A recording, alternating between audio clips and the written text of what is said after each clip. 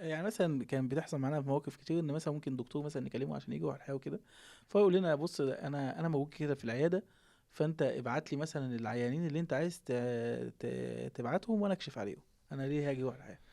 هي روح الحياة فيها ميزة، امم. ودي اللي بتخلي الواحد دايما حريص عليها.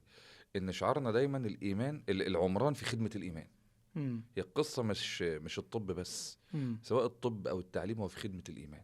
امم. بفضل الله عشان كده في معهد العلم والعمل والأكاديمية وبهجة والكلام ده كله، إن إحنا حريصين في النهاية إن كل ده يكون خادم للإيمان. امم. فدي نقطة أنا مش هقدر أوفرها حتى في حياتي الخاصة.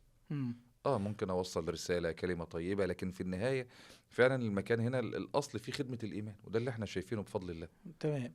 وبرضه انا لما يعني انا هروح في حالات كتير اصلا ممكن تيجي روح الحياه، هي مش معاها تكشف، او يعني فلوسها على قدها جدا، بس هو عمره ما هيقول لحد ان انا محتاج أيوة كشف. الله يكرمك، في ناس كده.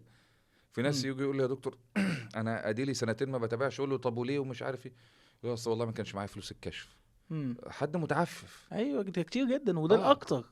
بالظبط. فلا، فبفضل الله روح الحياه فيها النقطه دي، ان اولا قيمه الكشف قليله، وغير ان هم ربنا يكرمهم بحارسين في حالات مثلا الجمعيه بتكفلها، امم. ان لا ده ممكن يكشف مجانا ده كذا، فده ده فضل ربنا، ده مش هيتوفر في العياده الخاصه.